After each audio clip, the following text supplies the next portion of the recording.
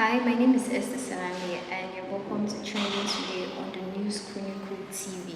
First up, we have Senator Natasha Akpoti-Uduaghan, who is the senator representing the Kogi Central Senatorial District.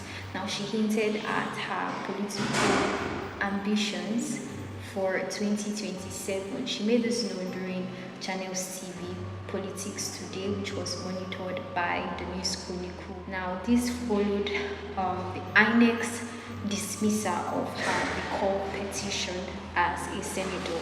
She remains defiant and confident about her popularity and leadership. Moving on to world politics, South Korea's apex court has unanimously impeached South Korean president, the former South Korean President Yoon Suk-yeol, from office.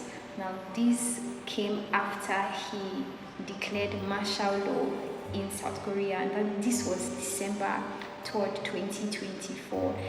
President Yoon gave a statement, after the verdict, that he was sorry for not meeting the South Korean people's expectations.